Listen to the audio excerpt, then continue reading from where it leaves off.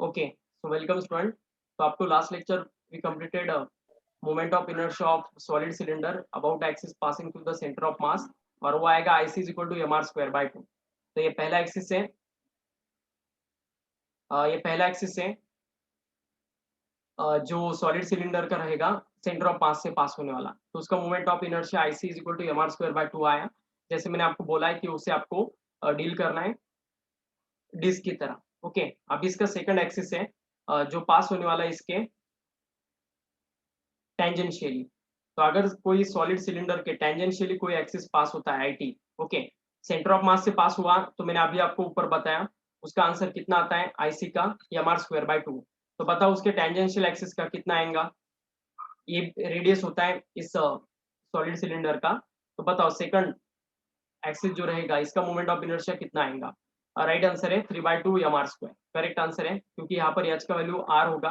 Okay, in this condition H का value R आएगा, और आपको पता है I T is equal to क्या आएगा फिर, moment of inertia about axis tangent to the solid cylinder. और ये टेंजेंट कैसा है, parallel to the axis of cylinder है, ये सिलेंडर का एक्सिस कहा जाता है उसको, ये पैरेलल है। तो I T is equal to I C plus M H square आएगा, यहाँ पर भी एच का वैल्यू आर है, तो M R square by two plus M R square, तो फिर ये आएगा 3 mr² by 2। ओके, तो ये आएगा फाइनल आंसर। अभी एक लास्ट एक्सिस है सॉलिड सिलेंडर का जो अलग है और बहुत कंसेप्चुअली आप देखिएगा। इस सॉलिड सिलेंडर के अगर ऐसे एक्सिस पास हो रहा है इसके सेंटर ऑफ मास से, लेकिन वो परपेंडिकुलर टू द प्लेन है। ओके, ऐसा ऐसे अगर इस सॉलिड सिलेंडर के एक्सिस पास हो रहा है, तो फिर इसका मोमेंट ऑफ इनर्शिया कैसे निकालना। तो अभी ये जो शेप है ना, ये कंपोजिट शेप बन जाता है बच्चों। ओके, अगर आप अच्छे से देखोगे तो आपको यहाँ से यहाँ तक ये रॉड नजर आएगा। Okay, just 1 minute. यहाँ से यहाँ तक अगर आप देखोगे ना, तो ये आपको रॉड नजर आ रहा है। इस सिलेंडर का लेंथ यल होता है, यहाँ से यहाँ तक इस सिलेंडर का लेंथ यल रहेगा। ओके, और इसका रेडियस यहाँ से यहाँ तक होता है। ओके, रेडियस उसका ऐसा रहेगा, ठीक है। तो ये आर रहेगा उसका। तो अब इसको रेडियस भी है और लेंथ भी है, तो इसको 2 मिनट के लिए हमें ये अगर मैं इससे 2 मिनट के लिए रॉड कंसिडर करता हूँ ना, तो ये कंपोजिट शेप बन जाता है। राइट आंसर है आदित्य। ओके, यही आंसर है उसका।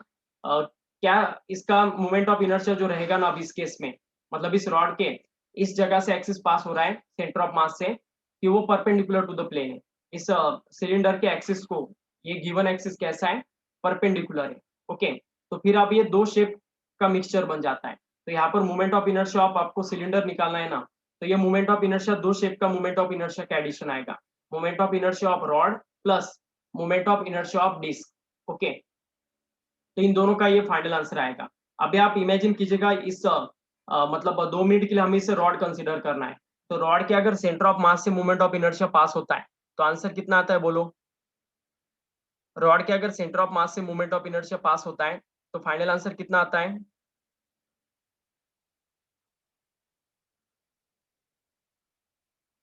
M L square by 12 right answer है। तो इसी वजह से इसका फर्स्ट स्टेप आएगा एम एल स्क्वायर बाय 12। लेकिन अगर आप अच्छे से देखते हो ना, तो ये रॉड नहीं, ये कलेक्शन ऑफ डिस्क है। मतलब यहाँ पर अगर हम देखते हैं, तो यहाँ से यहाँ तक एक डिस्क प्रेजेंट रहेगा, और इस डिस्क के ये जो एक्सिस है वो कहाँ से पास हो रहा है, डायमीटर से। ओके, मतलब पहला मूवमेंट ऑफ इनर्शिया रॉड का आ गया M L square by 12 plus, अभी इसको हमें डिस्क कंसिडर करना है इस सॉलिड सिलेंडर को। ओके, अगर आप इसे फ्रंट व्यू से देखेंगे ना, इस साइड से अगर आप देखेंगे ना, देखोगे तो आपको ऐसा नजर आएगा कि एक डिस्क के डायमीटर से एक्सिस पास हो रहा है। मतलब इसको अगर आप सामने से ओवरव्यू करेंगे ना, तो आपको ऐसा नजर आएगा कि ये एक डिस्क के डायमीटर से एक्सिस पास हो रहा है। तो डिस्क के डायमीटर से एक्सिस पास होता है, तो उसका मोमेंट ऑफ इनर्शिया कितना आता है बोलो। डिस्क के डायमीटर से अगर मोमेंट ऑफ, राइट आंसर है M R square by 4, right answer है। तो इसका फाइनल आंसर आएगा ये M R square by 12 plus M R square by 4। इसे कंपोजिट बॉडीज कहा जाता है। ओके, ये हायर ऑर्डर में आपको इसके क्वेश्चन आते हैं। टाइप 1 में आपको रेगुलर शेप के एक्सिस पर क्वेश्चन आते हैं, टाइप 2 में फिर आपको ऐसे मिक्सअप क्वेश्चन आते हैं। तो ये डिस्क प्लस रॉड दोनों का एडिशन हो जाता है। यही थोड़ा अलग फैक्टर है हमारे सॉलिड सिलेंडर में। Is it okay? यही फर्क रहेगा हमारे सॉलिड सिलेंडर में और नॉर्मल शेप्स में। ओके, बाकी सभी इसका बिट सेम है। ये ऊपर वाला सेकंड नंबर का मोमेंट ऑफ इनर्शिया तो इसका सेम था हमारे डिस्क के साथ, और ये भी फर्स्ट नंबर का भी सेम था। सिर्फ आपको यही शेप अलग से याद रखना है इस शेप का, बस बाकी कुछ नहीं। ओके, अभी जैसे हमने सॉलिड सिलेंडर के लिए किया है, एग्जैक्टली उतने ही 3 मोमेंट ऑफ इनर्शिया हमें हॉलो सिलेंडर के लिए लेना है।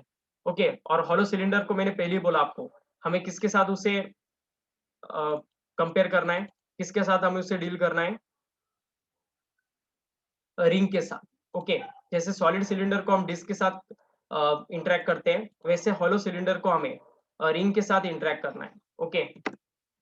तो आप बता मुझे, अगर मैं, ठीक है, अब देखिएगा। तो अभी ये 8th वाला शेप रहेगा नियर बाय। ओके। और वो रहेगा हॉलो हॉलो सिलेंडर। तो हॉलो सिलेंडर का पहला एक्सिस सेंटर ऑफ मास से पास होने वाला क्या रहेगा, बोलो आप?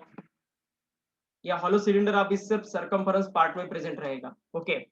और इसे मुझे डील करना है रिंग के साथ। ओके। मैं इसे कंपेयर करने वाला हूँ रिंग के साथ।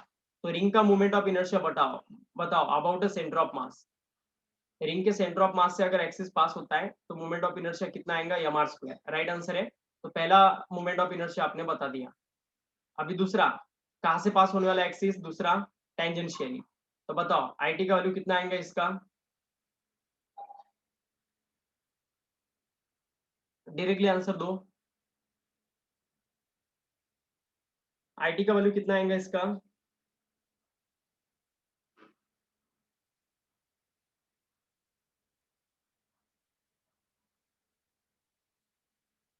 2 M R square. Right answer है। मतलब उस हॉलो सिलेंडर के एक्सिस को अगर टेंजेंशियल एक्सिस पैरेलल है तो फिर ये मोमेंट ऑफ इनर्शिया आएगा। और अभी थर्ड मोमेंट ऑफ इनर्शिया, या हॉलो सिलेंडर के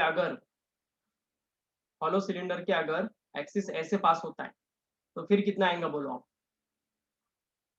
परपेंडिकुलर टू द प्लेन, मतलब इस हॉलो सिलेंडर के एक्सिस को अगर कोई एक्सिस परपेंडिकुलरली पास होता है तो फिर इसका मोमेंट ऑफ इनर्शिया कितना आएगा, बोलो आप?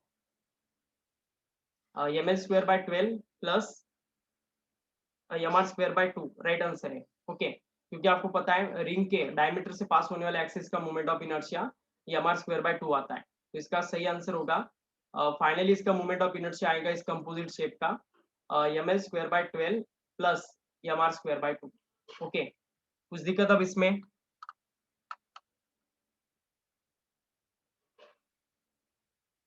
सभी को समझ में आ गया बच्चों?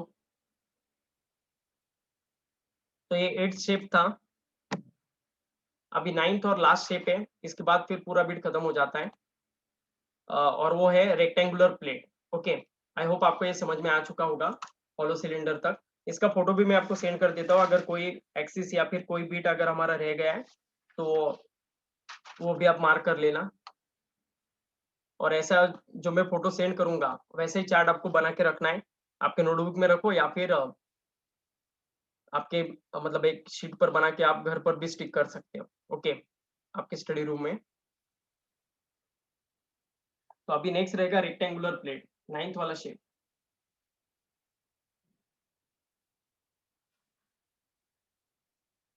रेक्टेंगुलर प्लेट, अब देखिएगा। रेक्टेंगुलर प्लेट अगर रहा तो उसे आपको पता है मतलब लेंथ भी होगा और ब्रीथ भी होगा।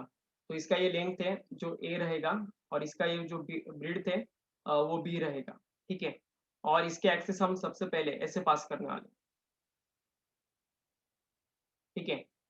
मतलब इसमें से अगर एक्सिस पास होता है, about axis passing through its centre of mass and perpendicular to the side B in its plane.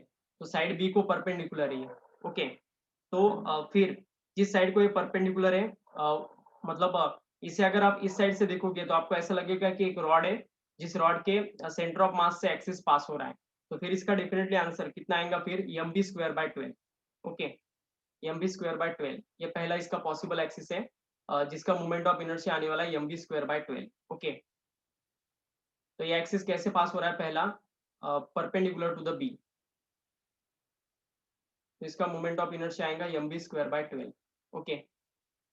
और दूसरा एक्सिस रहेगा, अगर यही एक्सिस ए से पास होता है और मतलब ए को अगर परपेंडिकुलर होता है, यही प्लेट है, कुछ भी चेंज नहीं है इसमें, लेकिन एक्सिस अगर ऐसे पास होता है, ओके, जो ए को परपेंडिकुलर है, ये बी है, तो फिर कितना आएगा फिर moment of inertia, M A square by 12।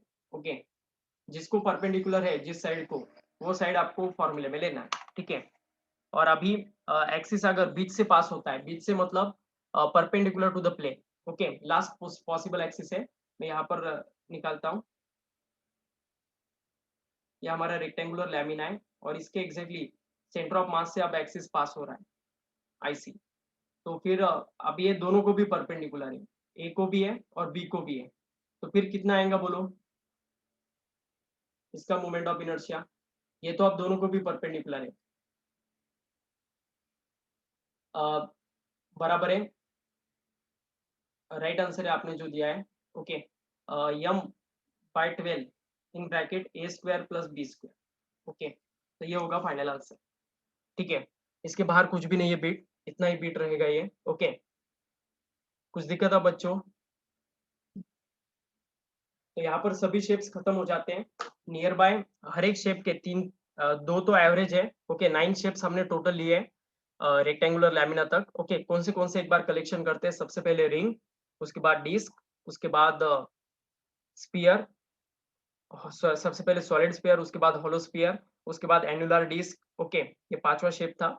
उसके बाद रेक्टेंगुलर प्लेट, ये 6th वन था। Hollow cylinder, solid cylinder, 7 8। Okay, और एक शेप कौन सा रहेगा हमारा? ठीक है, स्पीयर दो थे, रॉड रह गया। ठीक है, तो रॉड का भी था। ठीक है, तो ऐसे 9 शेप्स है, 9 शेप्स के अलग अलग जगह से हमने एक्सिस पास किया, तो टोटल 30 के करीब नियर बाय इनर्शिया होंगे। ओके, मोमेंट ऑफ इनर्शिया जो अलग अलग शेप और अलग अलग एक्सिस पर हमने निकाले। इससे भी ज्यादा है, ऐसा नहीं है कि अगर आप मतलब अलग अलग शेप ले सकते हो। कोई अगर रेफरेंस बुक देखोगे तो इससे अलग भी शेप आपको नजर आएगा, लेकिन ये रेफरेंस शेप है। ये कह सकते हैं कि हम एक बेसिक शेप से इन शेप्स का अगर मोमेंट ऑफ इनर्शिया आपको निकालते आ गया है, तो फिर आप कोई भी शेप का निकाल सकते हो। ओके, एटलीस्ट इतना तो भी आपका बेसिक अभी क्लियर हो गया है। अभी जो मैं आपको शीट सेंड करूंगा ग्रुप पर, तो उसमें आपको है ना यही मोमेंट ऑफ इनर्शिया के साथ रेडियस ऑफ गायरेशन भी आएगा। हर एक मोमेंट ऑफ इनर्शिया को आपको इक्वेट करना है आई के स्क्वायर के साथ और यम के स्क्वायर के साथ। ओके, क्योंकि आपको पता है moment of inertia radius of gyration के साथ कैसे रिलेटेड होता है।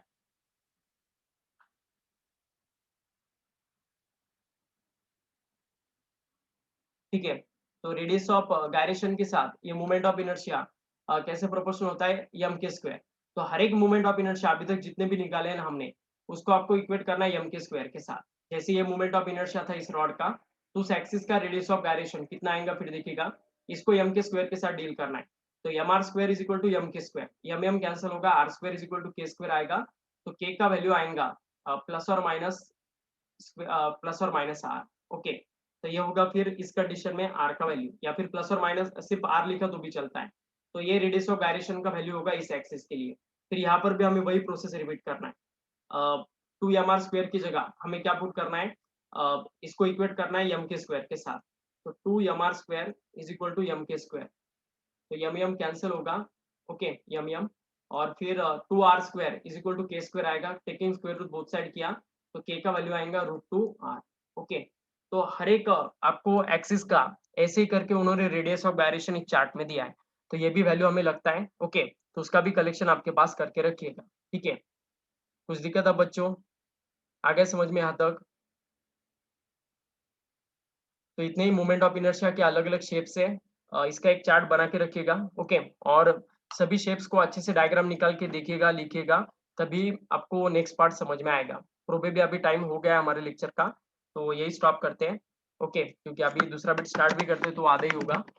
कल हम इसी बीट के ऊपर अलग अलग शेप्स के मूवमेंट ऑफ इनर्शिया और उनके न्यूमेरिकल्स लेने वाले हैं। बहुत सारे न्यूमेरिकल बनते हैं, जितने एक्सिस है उतने शेप्स का एक एक भी अगर हम एग्जाम्पल लेते हैं न्यूमेरिकल, तो 20 या 30 क्वेश्चन बनेंगे। लेकिन एक ही वैरायटी के नहीं लेंगे हम, अलग अलग वैरायटीज के कल क्वेश्चंस लेने वाले हैं। कल मैं पहली क्वेश्चंस लिख कर लाऊंगा और फिर हम एक एक करके उनके आंसर देखेंगे। आज आपको इतना ही काम करना है, जो चार्ट में अभी सेंड करने वाला हूँ तुरंत, उस चार्ट को आपको अच्छे से करना है। ओके, और इस चार्ट को बनाकर आपको हर एक मोमेंट ऑफ इनर्शिया समझ लेना है कि कैसे आया, क्यों आया, कैसे आया। ओके, तो ठीक है, आज यही स्टॉप करते हैं हम। In next lecture we will continue the rest part. Thank you.